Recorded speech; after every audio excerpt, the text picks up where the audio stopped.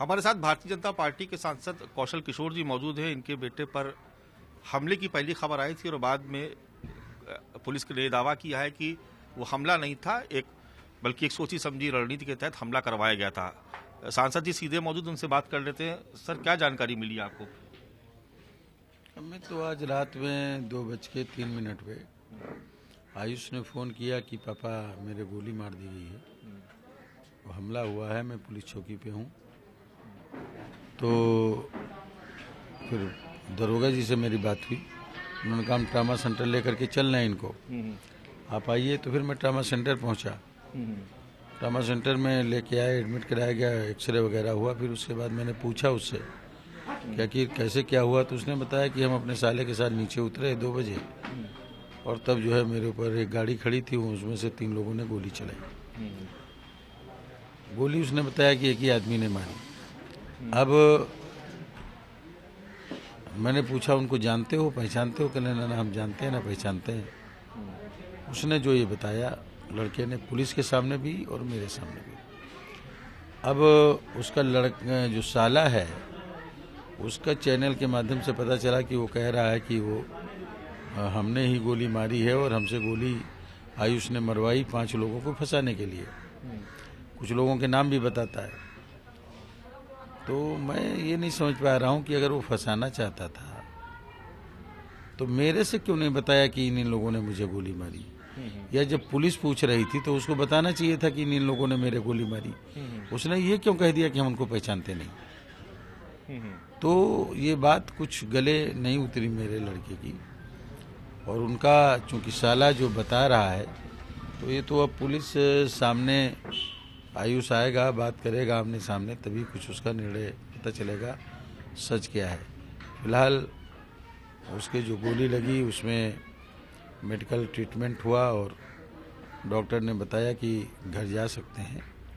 तो ऐसी स्थिति में उसने छुट्टी लेकर के और जहाँ रहता था वहीं के लिए निकला था, लेकिन शायद वहाँ पहुँचा नहीं है, कहीं और रुक गया होगा। जो भी ये घटना है निंदनीय घटना है, और अगर उसकी बात सही है उसके साले की, तो उसमें आयुष भी दोषी है। नहीं, आपको पुलिस की थ्योरी भी यकीन है कि आपको लग रहा है कि इसमें भी कुछ गड़बड़ हो सकता है? पुलिस की थ्योरी क्लियर तो तभी होगी जब आयुष से बात होगी फिर से, उसके आमने सामने उसके साले के, तभी कुछ पता चलेगा सच क्या है। और ये पुलिस ने कहा भी है कि अभी हम उसकी बात पर यकीन नहीं कर रहे हैं उसके साले की, और जब आयुष मिलेगा तभी कुछ इस पे सही सिचुएशन निकल करके आएगी। कोई राजनीति तो नहीं लग रही आपको? कोई राजनीतिक विद्वेष की भावना से किसी तरीके का कोई इस तरह का? राजनीतिक विद्वेष की भावना से अगर कोई हमला करता तो मेरे ऊपर करता, क्योंकि मेरे ऊपर हमला करने से व्यक्ति का राजनीतिक द्वेष सफल होता। सबसे छोटे बेटे आयुष पर हमला करने से कोई राजनीतिक मैटर तो हल होने वाला था नहीं, ना है, तो ये राजनीतिक मैटर नहीं है।